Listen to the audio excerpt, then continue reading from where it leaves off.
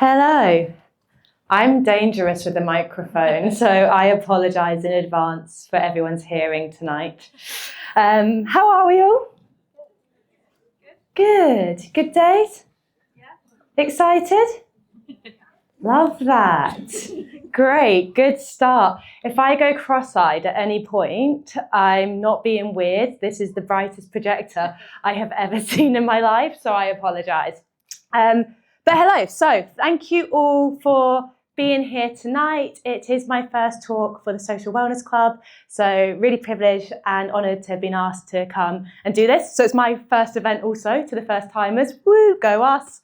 Rather be in your position, but anyway, here we are. So I'm really, really excited. I really hope that you leave this evening feeling inspired and supported and less alone and feeling like you have control and know a little bit more about emotional intelligence and how you can really use that to your advantage. If you don't, ask for your money back. So, who am I? Let's explain who the stranger is in front of you, because it's always a good place to start. So my name is Bianca Errigo. I am a founder. I am a speaker. I'm a wellness expert. I get called a thought leader, which I think is very kind. I'm a sister. I'm a daughter. I'm a friend. I'm a fantastic girlfriend. Thanks. And I love emotional intelligence. So, these things bode well for today. I absolutely have not always been in well-being. So I qualified in psychology. I've always been fascinated by human health, the human brain, human behaviour. Why do we think, feel, behave the way we do? My goal was to be a clinical psychologist. Unfortunately, about 3 weeks after I graduated, I found out my dad had 3 months left to live. He was my best friend in the world. He was a really, really healthy man. And this was the first time in my life that I learned at quite a young age that life doesn't necessarily happen how you think it's going to happen. And so as a result of that, I had to get a job very quickly. And so I actually, for all my sins, and no offense to anyone in this room if this is what you do, but I started my career in tech sales. I was on a sales floor of a few smiles. I'm like, oh no, sorry. It was a great time. I started my career off in tech sales on a sales floor of 800 people. I was one of 2 women on the team. I was the youngest person in the company. Within my first year, I was in the top performing sales team globally. I was working 20-hour days, 7 days a week, just throwing all of my pain into this job. My dad was still alive at the time, and I was on a real mission for him. I either wanted to buy him his health or buy him a Ferrari. He was really Italian, it had to be a Ferrari. And so that was the mission I was on. And over that period, I just continued to work, continued to ignore my needs, continued to ignore the signs. And when my dad passed away, I was hospitalized. And my stomach walls could no longer work because my cortisol was so high. I couldn't sleep lying down. I had what we call fibromyalgia, which is pain from head to toe. I used to literally sit at my desk and my teeth would feel like they were falling out. I was in so much pain. Anxiety, depression, not that I even knew it at the time because I was in so much shock and grief. And so wellness was a big, big distant dream away. And so at that moment, I asked myself some really deep questions. And my life took a new turn. I took a year out. I really focused on my own health and well-being, getting my personal, physical, mental health back on track. Then I added to my qualifications. I fell in love with coaching. And so if we fast forward now 10 years, I feel old. I've got 12,000 one-to-one coaching hours. I've coached everything from Hollywood celebrities to England rugby players to billionaires to stay-at-home mums and dads, everything in between. What this means for you is there's nothing any of you can ask me tonight I'm going to judge you on, I'm going to think is stupid, that I probably haven't heard before, so please do ask questions. I deliver talks globally. I do a lot of work in the corporate world. I was American Express Speaker of the Year. for a similar emotional intelligence talk, although tonight is all new content just for you guys, so that's exciting.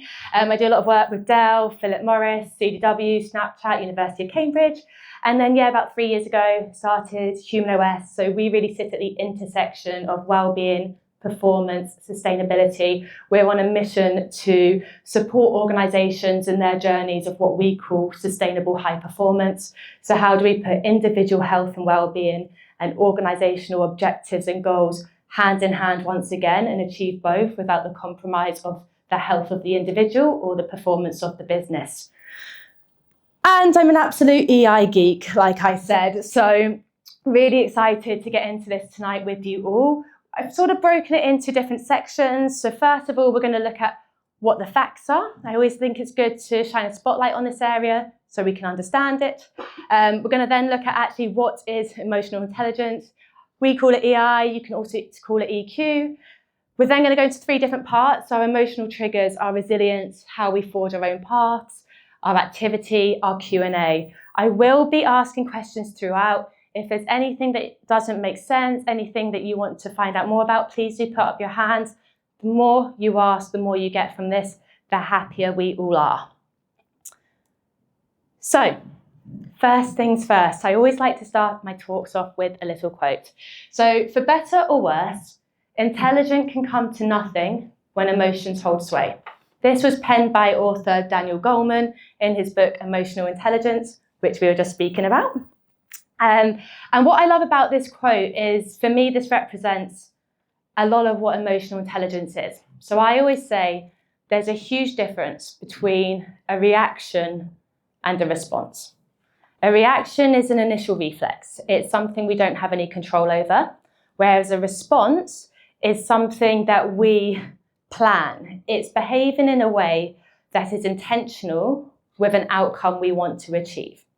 And so if we as individuals can learn always to respond and never to react, then we reclaim our power. And so as we go through today, I really want you to think about that. The facts. And I don't say this to make anyone feel disheartened or to overwhelm anyone. I think this is important because we realise we're not alone. So 74% of people say they feel overwhelmed or unable to cope. 6 in 100 people in the UK are diagnosed with generalised anxiety disorder in any 1 week in the UK. 1 in 6 people are now impacted by mental health in the UK. So again, we speak about this because at some point, we're all going to fall into these figures. And at some point, we're all going to feel overwhelmed and unable to cope and need support, and that's okay. And it's really important that we realise we're not alone. The average knowledge worker is interrupted or switches tasks every 3 minutes. No wonder we can't get anything done. It takes on average 23 minutes and 15 seconds to get back into your flow state after you've been interrupted. Individuals who practice emotional regulation techniques are on average 20 to 30% more productive. Not only that, they're actually found to be happier as well. It's a really famous study done last year by the British Journal of Medicine across 8 weeks, and they found that individuals who journaled on self-reflection and self-awareness every single day for 8 weeks had an increase of 18% in positive moods, joy, fulfillment, excitement. So there's huge power in not only our productivity, but actually how we feel and our happiness. EI individuals are also rated 4 times more resilient than others. And it's now as well being taken really seriously in the workplace. 71% of hiring managers say EI is more important than IQ when hiring. And 90% of top performers have a high EI. That's when compared to only 20% of bottom performers. So just a few little things to set the scene for today. But I'm curious. I love to ask questions. What is emotional intelligence? What does it mean to you? I have a rule that I don't move off a slide until I get 5 answers. So we can do it the easy way or the hard way, but throw out words if it's easier. But what is emotional intelligence? Go on, you had your hand up. Go for it.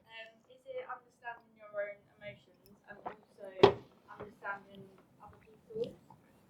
Someone should be up here. Understanding your emotions and understanding other people's. Beautiful start. Anything else? Who said something over here? It's a very similar thing, but kind of having empathy for yourself and others. Having empathy for yourself and others. Beautiful. 3 more to go. Yes. Understanding where your emotions come from. Understanding where your emotions come from. Gorgeous. Yes. Understanding how your actions can elicit a different set of emotions in other people. Understanding how your actions can elicit, it's a memory test now, different reactions in people. Yes, at the back. The last bit is that you can also process your emotions. You don't just understand them, you can actually act on top of what you know. Yeah, processing the emotions as well. Amazing. See another hand? Yes. Regulating your behavioral response. Stunning. Regulating your behavioural response. Over 5. Well done, team. Strong start. Love it. So we were all right. Emotional intelligence refers to an individual's ability to identify, understand, and manage their own emotions as well as the emotions of those around them. That was coined by Peter Salovey and John Mayer, who are behavioural psychologists in 1990. What's really exciting to me is that EI is something we can learn. So psychologists call this term neuroplasticity, and it's the brain's ability to learn new behaviours and grow new connections as we learn new skills. And so that's something to think about today as we go through this, is actually there'll be areas that maybe you're really good at and areas that need improvement. And that is an opportunity for you to then take them and learn these behaviours and learn these skills. And wherever you're at right now is not set in stone. And that's also really important to remember when you're dealing with people who may have a lower EI, because that is a challenge that we all face. 5 main components: self-awareness, self-regulation, empathy, social skills, motivation. So I think we crossed almost all of them off just then. But actually, what are these components? So self-awareness, recognizing and understanding our emotions, strengths, weaknesses, values, and beliefs. Being aware of the impact our emotions have on our behavior, on our decision making. Self-regulation, managing and controlling our emotions, our impulses, and our reactions. Maintaining composure in challenging situations. Empathy, understanding and sharing the emotions of others. Showing compassion. Understanding things from different perspectives. Social skills, building and maintaining healthy relationships. And motivation. So those who are self-motivated often have a high EI. They can often pinpoint the reasons behind their motivation and perform at a really high level. And so why is this important? EI individuals are better equipped to make sound decisions, create sustainable relationships, and handle continuous change. So like we alluded to on the facts slide, we see an increase in performance. 90% of top performers have a high EI. They have more fulfilling relationships. They can connect with people on a deeper level. They can communicate. They can empathise. They then also handle conflict more effectively. They know the power of their words. They know how to actively listen. They understand body cues. Improve personal well-being. This is a massive one. Stress is at the basic cause of 80 to 90% of all human illness and disease. I'm a firm believer that stress can be a superpower, but we have to understand as individuals, and it's different for every single individual, when is stress working to our advantage? When is it motivating us? When is it exciting us? When is it pushing us forward? And actually, when is it pulling us back? When is it making us ill? And so we have to use EI to be able to regulate our emotions, understand where we sit on these levels, and ensure that we are using these things to our advantage. It improves our resilience. We can apply a growth mindset. We can adapt to setbacks. We don't internalize things. We overcome challenges. That in turn also improves self-confidence and personal growth. You have a better understanding of who you are, what motivates you, how you want to show up in this world. It enhances your decision making. You consider logic and emotion. You make informed decisions. You don't make decisions based on fear. And often individuals of high EI inspire and motivate others. They're authentic, they're integral, You connect with them. So a few reasons. So moving into part 1. You look very happy about part 1. You're like, yay, triggers. Our emotional triggers. So triggers are inevitable. There's always going to be things in life that trigger us. But actually, when we recognize our triggers, we can regain control. So this is what we're going to spend some time with now. But first off, next question. When was the last time your emotions hijacked your actions? And so this is what an emotional trigger does. An emotional trigger is a trigger to an external event or thought that sparks a strong emotional reaction. And the thing is, it's often tied to a past experience, not the moment itself. So what I mean by this is things will happen in our life, and our brain is really good at creating shortcuts. And so what the brain does is every time these things happen and then we react to them, it goes from A to B. So then what happens is we'll be in a situation in the future, and actually something will remind the brain of that time in the past you felt a certain way, and so then the brain takes you back to that reaction. And this is why we ruminate, because actually the brain is just going round and round and round because it doesn't have an answer to what's just happened. It just knows it evokes that reaction within it, and it gets almost stuck in that loop. And that's why we find it really hard to take a step back and dissociate with it, because it's such an initial reflex. So when we start to implement REI, we create an emotional awareness to the trigger. We can take a step back from that moment and we can create space. And in that space, we create an intentional response. So examples might be being interrupted, reminds us of feelings of being unheard or being disrespected. We receive feedback we don't like.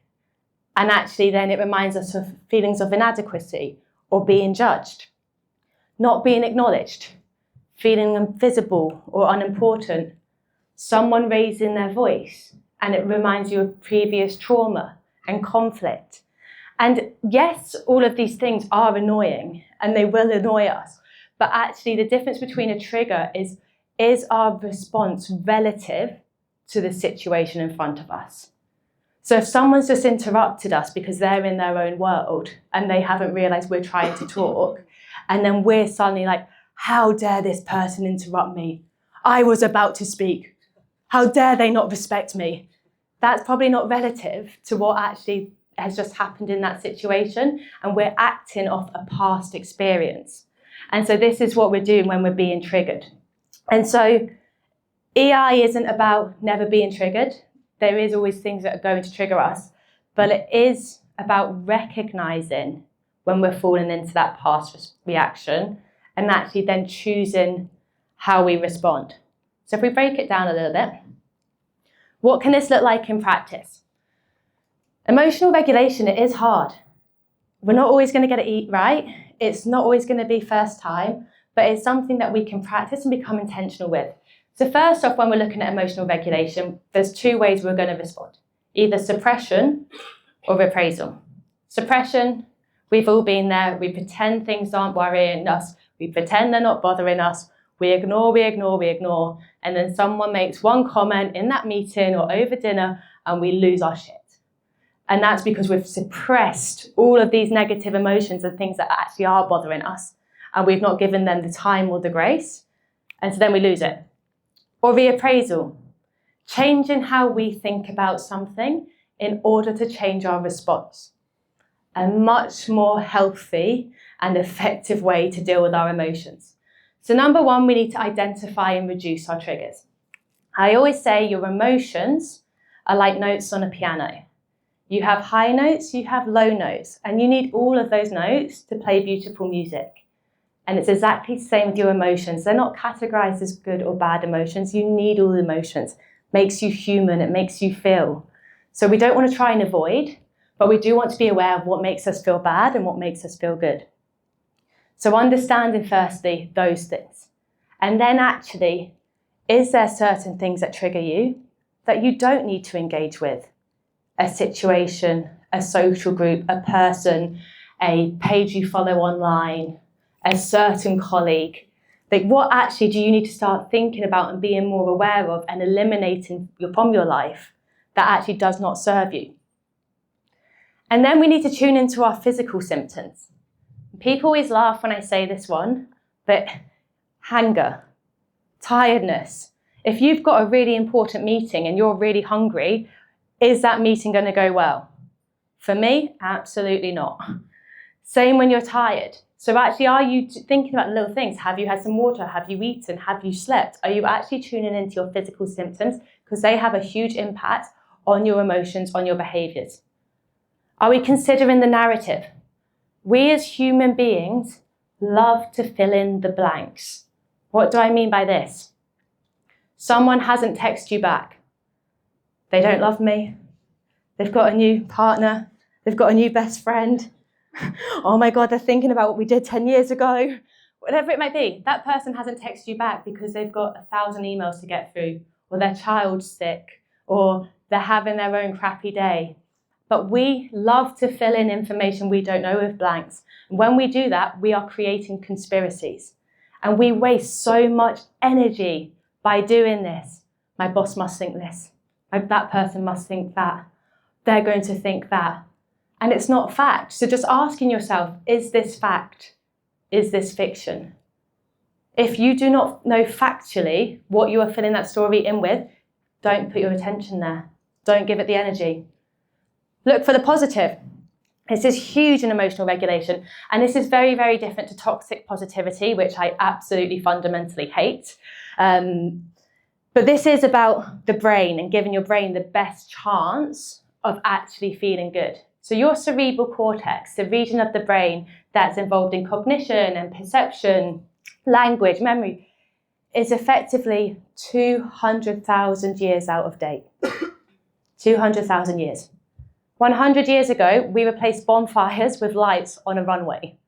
Could you imagine now the difference in 100 years of technology, and your brain's 200,000 years old and it's basically not changed?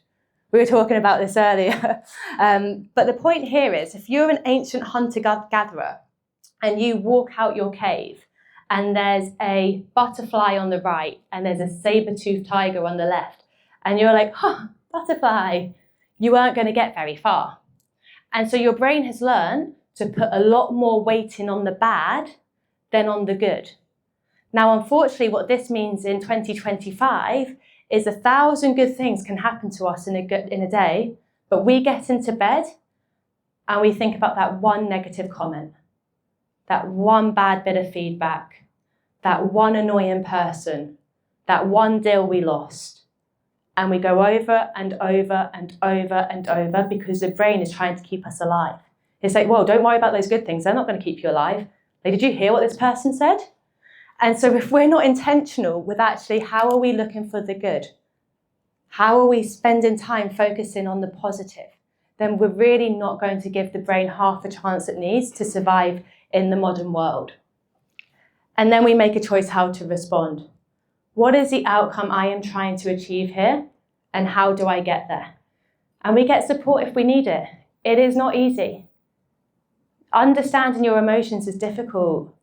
Life can be overwhelming and complicated and tricky and lonely and sad. If you need help, there is nothing to be ashamed of, and go get that help and get that support. And a simple thing to think about as you go through your days to days, if you struggle with this, is an acronym I use called RAIN. Recognize, allow, investigate, nourish. Recognize. What is this emotion? Simply by naming it brings down your arousal by about 40%. Oh, I'm stressed. Oh, I'm annoyed. Oh, I'm upset. Recognize it. Allow. Let it be there. We love cognitive dissonance, and this is when you feel one thing and then you're trying to tell yourself something else. This is like arguing with the person you love most in the world, and they're saying you are wrong and you're then saying I am right. Nothing gets resolved. And so if your brain's telling you I'm stressed, I'm stressed, I'm stressed, and you're going no, I'm not, no, I'm not, no, I'm not, it's going to actually create more tension than just saying yeah, I'm stressed. So allow it to be there and watch that tension come down. Investigate. Emotions are data. Emotions are signposts. When you feel an emotion, that is your brain trying to tell you something. What is it trying to tell you? Are you stressed or are you unsupported? Are you hurt? Are you unfulfilled? Are you bored? Are you overwhelmed? Where is it pointing to? Because if you understand that, then you can put an action plan in place to nourish yourself. Recognize, allow, investigate, nourish. And the benefits. I don't even know where I found this photo, but it makes me happy every time. We make better decisions under pressure. Our emotions stop hijacking our thinking. We shift from being reactive to being intentional. We start leading from a place of grounded presence. We build emotional stamina. We recover faster. We avoid burnout. We protect our energy. We don't take the energy of others, the problems from others. We protect ourselves in this. We lead with compassion and control. We know who we are. We know we're responding. We can support others. We don't need to take that on. We increase our own confidence, particularly in tough conversations, because we know we can keep our cool. We know we've considered both the logic and the emotion, and then we make a decision based on that we thought about. We start to really understand ourselves. So let's have a little think. Do people grab pens and paper? iPhones work as well. I just don't like tech. Yes, I run a tech company, I know, it's ironic. Let's get my head out the way. So let's have a little think together. I won't make people shout this out if they don't want to. So what situations consistently trigger a strong emotional response in me? What really sits behind that emotion? And how will I choose to respond instead? What situations consistently trigger a strong emotional response in me? What's really behind that emotion? And how will I choose to respond instead?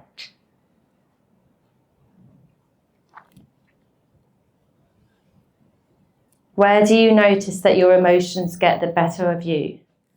Where do you notice that maybe you get irritated more than you should? You get upset more than you should. You get angry.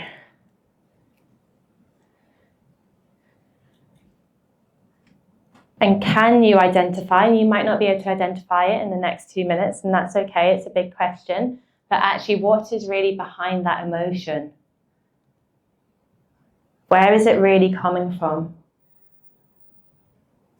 And then how would you choose to respond instead?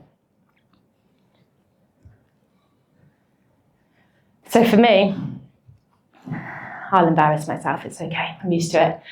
But for me, I was really badly bullied as a child. And so my thing is, I absolutely hate when people try to assert power over me, when they think they're better than me. I was bullied by kids, I was bullied by teachers. So anyone in authority, if they try and look down on me or be better than me, my response, and I blame my mafia DNA here, is to kill. Like, I just see red. I want to kill. And I have to remember that I'm in wellness and I've been in wellness for a decade, and that's not what I do anymore. I haven't actually ever killed someone, but I shouldn't react like that.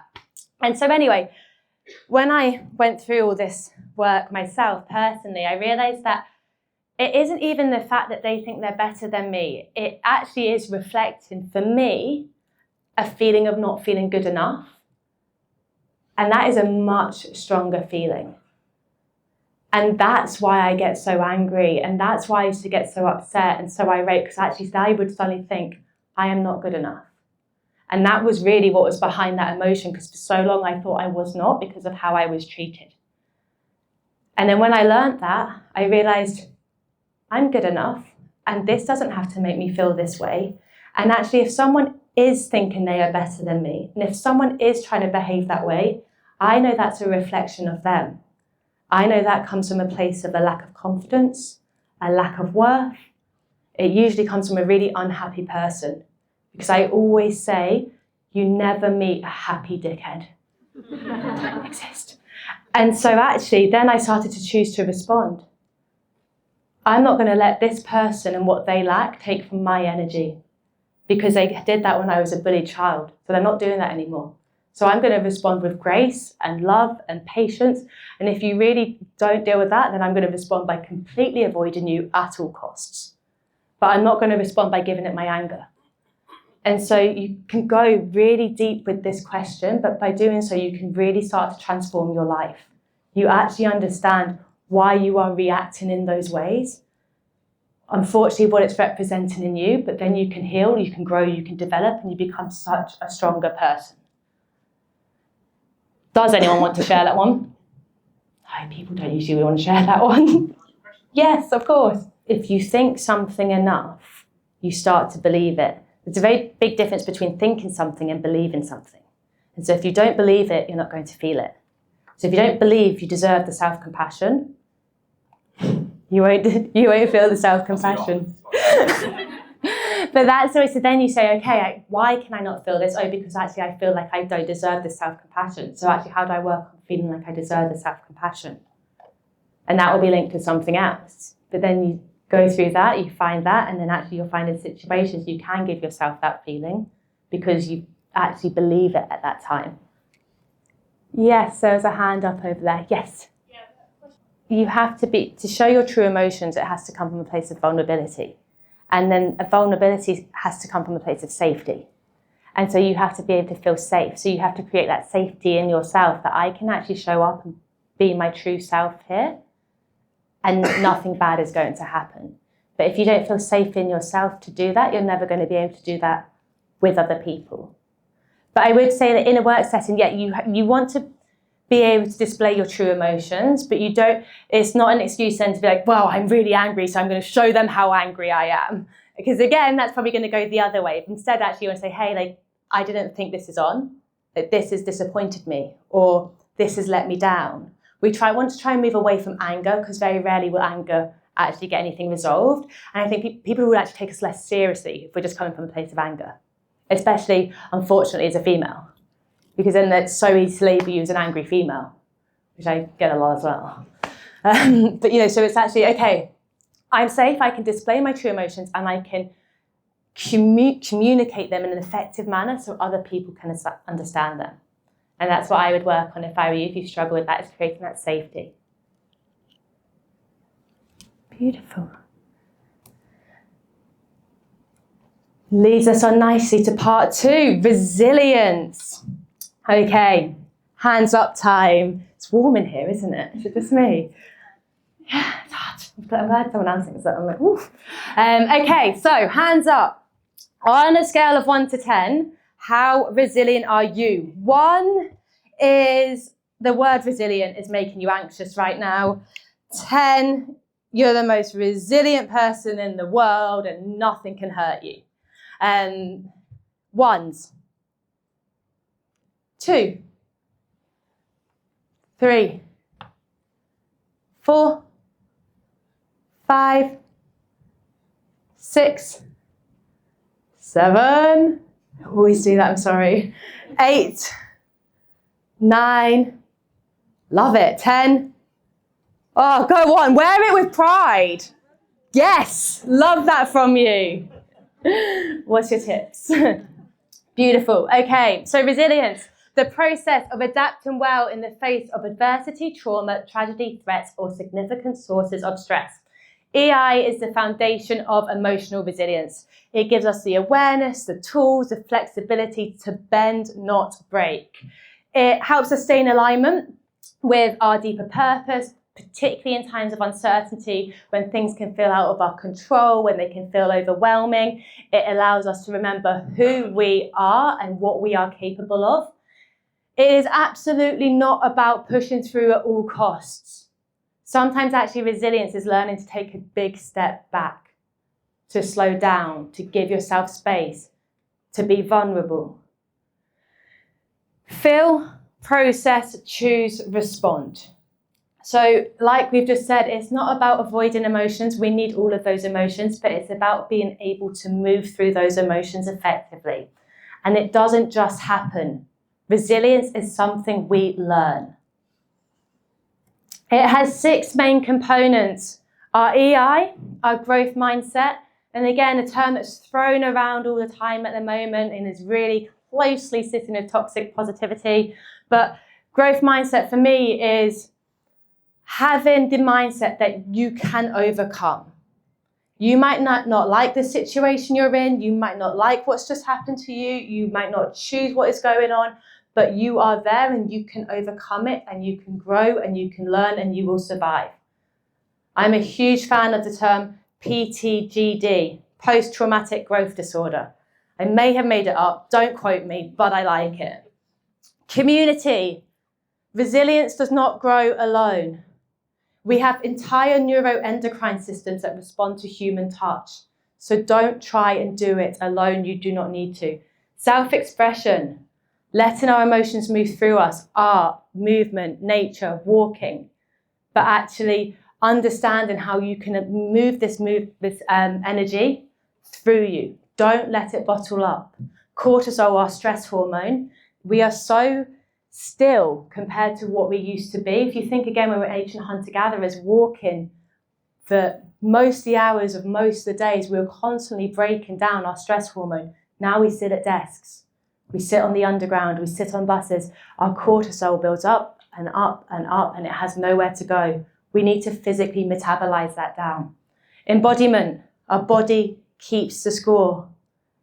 Listen to your body. Your body will always tell you, get really in tune with hearing that. And choice and control. There will always be things within our control.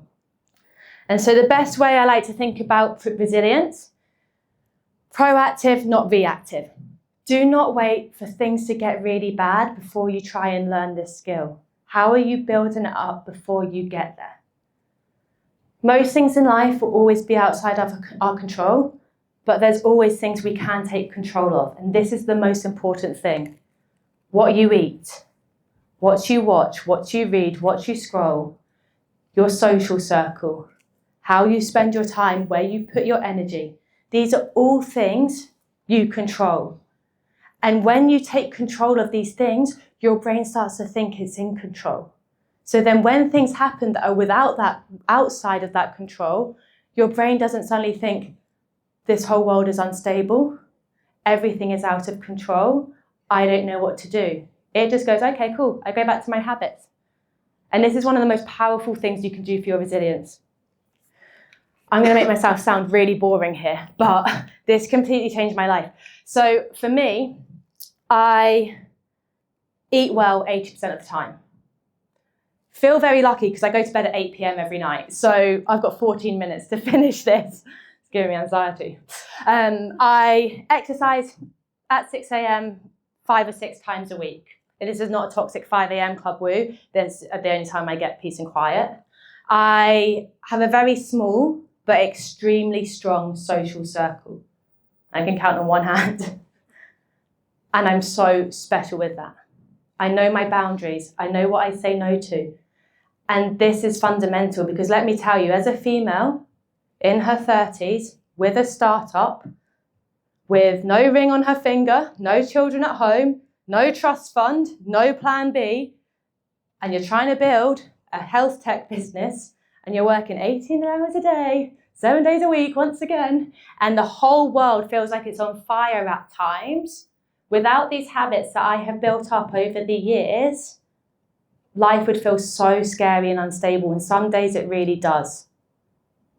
Really, really does. So let me tell you, you're not alone when you feel like that. We all feel like that at times, but if you have these habits in place that dictate your behaviors, if your environment dictates your success, when everything else feels out of control, you know who you are and what is in control, and it gets you through those times. So really understand what works for you. What works for you won't work for the person next to you, won't work for your partner, won't work for your best friend. So ignore what everyone else is doing. Find you. What time is best for you to get up? What time is best for you to go to bed? What diet is best for you? What movement? What mindfulness? What job? What social circle? And put your blinkers on to everyone else, to social media, to all the nonsense, all the garbage, and just do your best for you and be flexible with that. Because if you have young children, it's going to go out the window. If you have a demanding job, it's going to go out the window. There's always going to be things that make it go out the window sometimes, and that's okay. But you don't let that happen 2 days in a row. So understand, what are these boundaries you need to put in place? Move your body. Individuals who exercise have a 33% higher resilience level than anyone else. British Journal of Medicine did a study last year. They found that individuals who were exercising regularly, whether it was walking, yoga, strength training, running, did not make a difference. But those who were doing it regularly saw a reduction in depression quicker and for longer than those on medication, than those in therapy. They then found that individuals who were engaging in intense exercise 5 times a week had even more of a positive impact than drugs and therapy combined. Your body at a cellular level needs stress. When it learns how to deal with stress, it does that more effectively every single day, every single week, every single month. This is not me telling you to all go kill yourself in the gym. You don't all go and have to join the closest CrossFit class. If you do, let me know, I'll come. But it is about a walk, getting your steps in, getting some fresh air, moving that cortisol, putting yourself first. And like I said, it's not always about doing more. Sometimes it's about doing less. Fighter pilots use this in their jets, and it's called the area of reverse command. And it's actually when fighter pilots have to bring the thrust down to accelerate the jet faster. And so they have to take the power off to go forward faster and more effectively and more safely. Less is sometimes more. Don't think you have to keep pushing, keep grinding, keep doing. Actually, when do you have to get smarter? When do you have to play that game of speed a bit more effectively? Physical. As we would think, good quality sleep, yoga, actually letting the body rest. Emotional, being honest about our emotions. Allowing us to feel what we need to feel, learning how we need to feel that and move through it.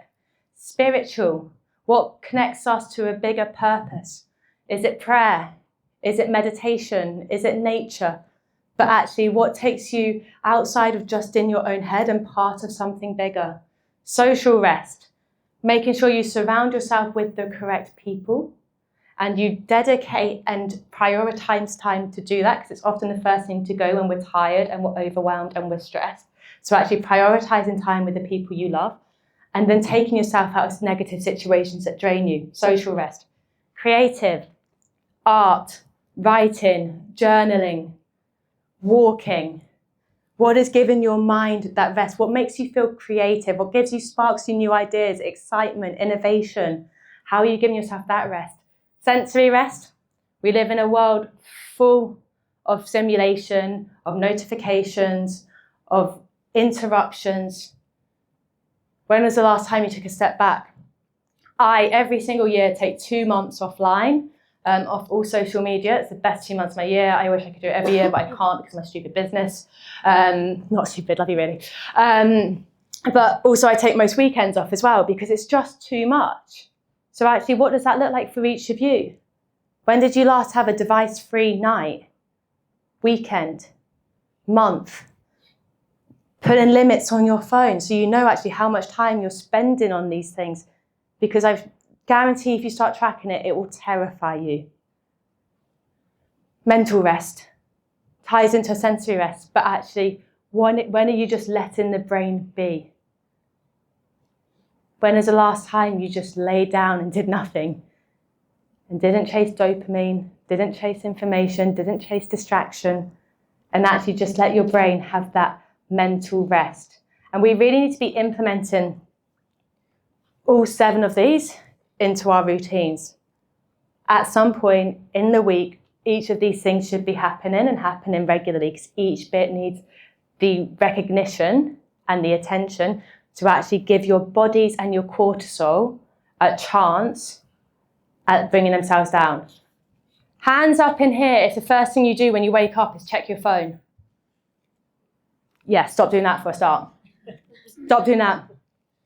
If you think about it, you haven't even got out of bed, you haven't even taken a deep breath, and not only have you just flooded your brain with blue light, WhatsApp, Instagram, TikTok, BBC News, emails, whatever else is going on, suddenly all this information, and you wonder where it gets to 10 a.m.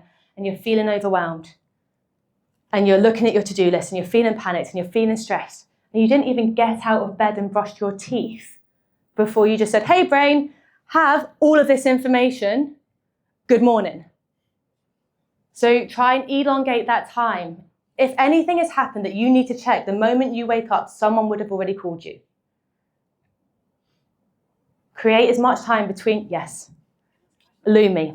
If the messages that you receive give you a positive, Still blue light. And then you're just chasing dopamine all day. Because even if it's positive, it's just, it's still information. So whether it's positive or negative, it's still not allowing you to wake up and actually enter the day gradually and naturally. It's still sending spikes, because even positive news is still releasing cortisol. how do I deal with the phone?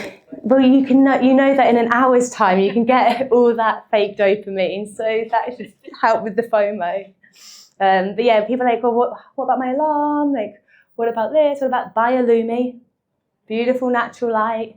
It even has like little birds tweeting to you. I should get sponsored by them. The amount of time, I think, honestly. But on a serious note, try and create that space, because otherwise you're just going to overwhelm yourself. Same in the evenings. Who's on their devices all the way till they go to bed? And this is it, right? That you wouldn't park a car at 100 miles per hour in the garage and expect that to go well. 1/3 of people don't sleep enough. Another third of people on top of that don't sleep correctly. The easiest way to know if you're sleeping correctly or not, if you are waking up tired, that is not normal. Everyone, always. And so actually, what does your sleep look like? It's really important that you're giving yourself that down regulation, because again, it's the impact, the quality of sleep, bringing that cortisol down. It's these little things that make a huge difference to how you think and how you feel. So, what one thing can you do to build your resilience, and how will you ensure you do it? We can share these ones. What one thing you can do to build your resilience, and how will you ensure you do it?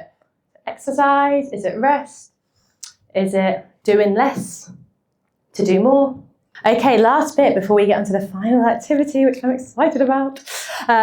Forging our own path. So how do we use EI-driven strategies to make value-based decisions?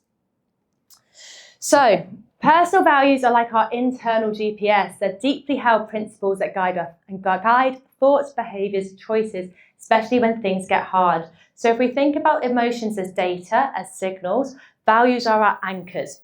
Emotions give us information about the moment. Our values define the direction. And so EI bridges the gap between these two things. So a really simple question you can start asking yourself here is, am I choosing this from fear or alignment? If you are people-pleasing, if it's perfectionism, if it's overthinking, this is all coming from a place of fear. And so when fear is dictating our decisions, we don't make the right decisions for us. We want to start to move to a place of alignment. So I always say, stop choosing fear over yourself. How do we do that?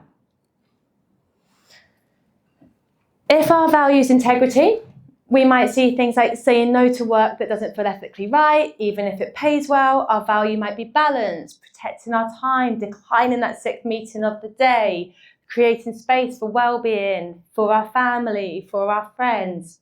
If it's growth, we're going to lean into discomfort. We're going to take feedback. We're going to choose a long, maybe more challenging game. If our value is connection, we're going to prioritize our relationships. We're going to take time to build up relationships with people. We're going to put ourselves out there into evenings like tonight where we can grow those new connections. If our value is courage, we need to start speaking up even when it's difficult, even when it's scary. Back ourselves when no one else is going to back us. So these are all examples, but we need to discover what are our core values.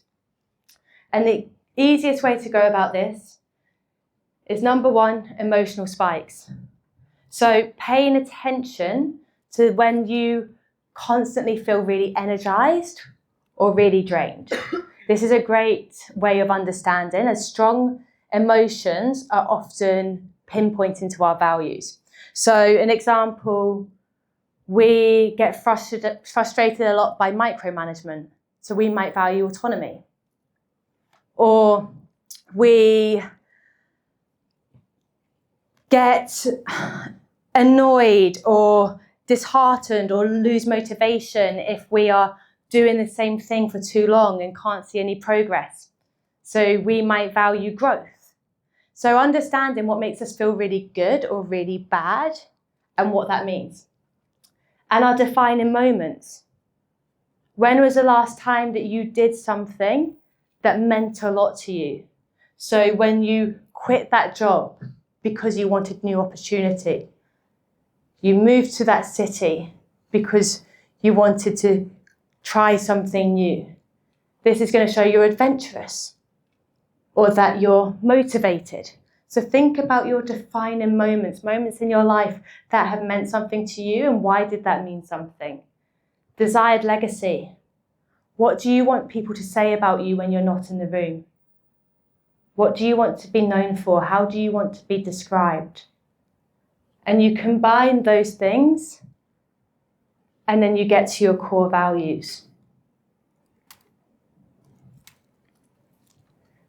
So, yes. You did say that you shouldn't let fear be one of the things when you make a decision. Yes. But when you make a decision, I think that's the basis of it. You want to make a decision. And I think as humans, we really love like black and white thinking. We in our brains, we have to categorize something as the best thing ever or the worst thing ever. It has to be this, it has to be that. I have to be employed, I have to be the next Elon Musk. I don't think anyone wants to be Elon Musk right now, but you know what I mean. And so we black and white everything. That person loves me, that person hates me, that's the best job in the world, that's the worst job in the world, that was the best meal ever, that was the worst meal ever. And the world doesn't happen like that. The world operates in the grey. And so if we can get our thinking to try and operate more in the grey as well, then usually that's when the right paths form. So it might not be that, you know, we can always follow our dreams and we can be this world-leading dancer and do everything that your heart would love to do. But that also doesn't mean it's the wrong decision to have a look at what else is out there, because we have to be realistic with our lives. We have responsibilities, we have families, we have rents, we have mortgages. And so actually there's no right or wrong in that. It's about being realistic and being honest. So giving something everything you can, but also when that no longer feels right, it's about reassessing what is the right decision for me right now. And that's when, because you can still do everything else you love to do. It might not just be necessarily in the way you originally thought it was going to be. And so I think being flexible with your thoughts and with your feelings and with what those options could look like will often lead to the right path. And when we feel like we're going off path, reassessing that and not being scared to ask ourselves the questions again. Am I still on the right path? Is this still the right decisions for me? Is this still what I want to achieve? And constantly, that's why it's so important to constantly check in with yourself. Is what you're working towards right now still as accurate as it was 6 months ago? Are these goals you are chasing still what you truly want? And constantly checking in, so you're constantly trying to keep yourself on that path. Nice. Okay, so last one before the final activity of the evening, and then we can all go cool down. When you were last deeply frustrated, proud, or energized, can you all think of a time? When were you last deeply frustrated, proud, or energized?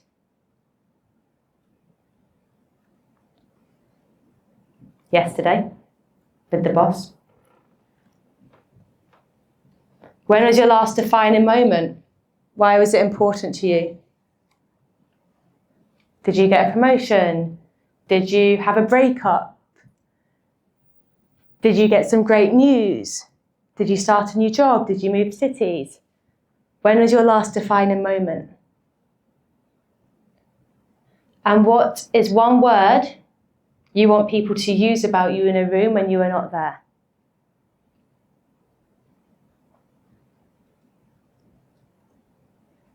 And then you put these 3 things together,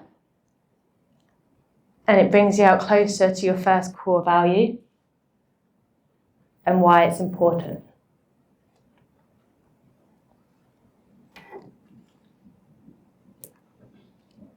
So for the part we've all been waiting for, we're going to find out how high is REI. Sounds like a game show, doesn't it? I don't even know how to do that without doing that.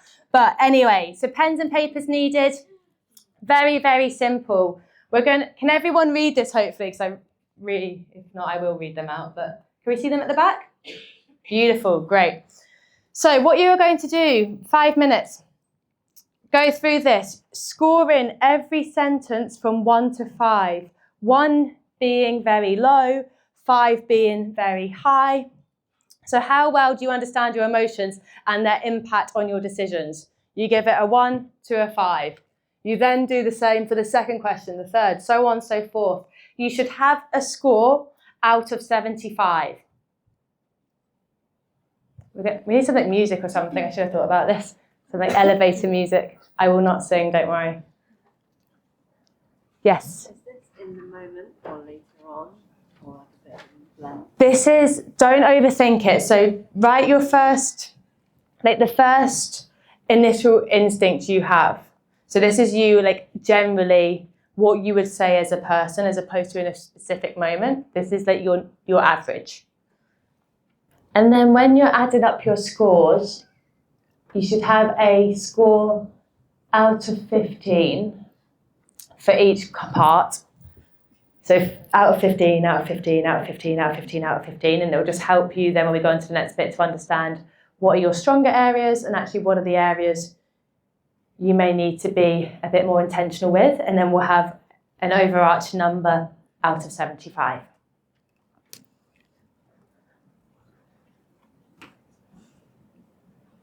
You're like the naughty kids at the front. Yeah.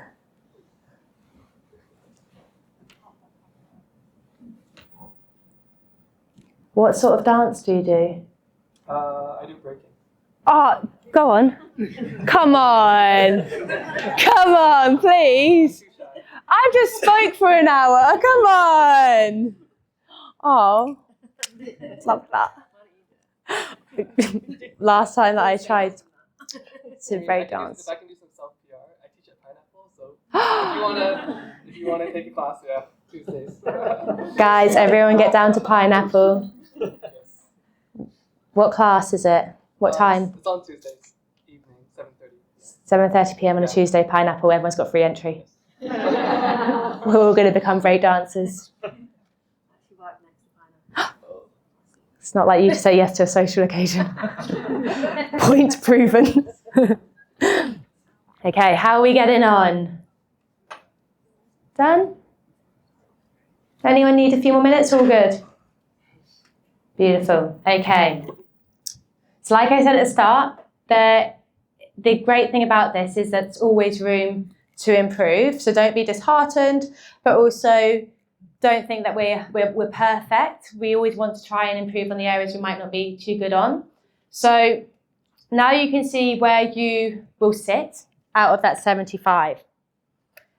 And like I said, going back, when you gave yourself the tally of each different part, of each component out of 15, maybe now just highlighting one area that you scored the lowest in, and that should just be the one area that you're going to focus on when you leave tonight.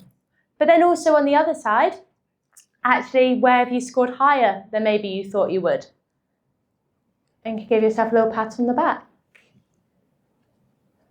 Not going to make anyone share their scores, don't worry, everyone can breathe easy, I'm not that mean. We share some things, I throw myself under the bus on others, and we just leave other things alone. Everyone got a picture of that? Everyone got their score? Anyone got any questions? Yes. That was like your resilience hand up. I love it. Thanks. Welcome. Wait, does the question have to be related to this or any question? No, anything. Cool. So let's start with a piece of advice I hate. Yeah. Would you like the mic? Yes. Yeah, let's start with my most hated piece of advice. Just be yourself. Love it. Right? Like, I hate being told this, but from an emotional intelligence perspective, what does it mean? Why does our brain not by default be ourselves? And how do you actually be yourself naturally? Are you asking me? Oh, I thought you were telling the room. I was like, yes. Thank you. How do you be yourself? Number one, understanding yourself. You can't be something you don't understand. So spending time actually understanding, who am I? What are my values? What is important to me? How do I want to be known?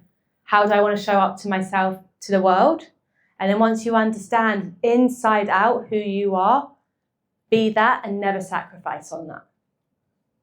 No matter what other people say, do, think, because there is no superpower like being yourself. Authentic, integral, honest. Too many people spend too much time, too much energy to putting these masks on, and you don't need to do that. So understand who you are and then be it at all costs. Guys, it's late, it's hot. Thank you so much. It's been a pleasure.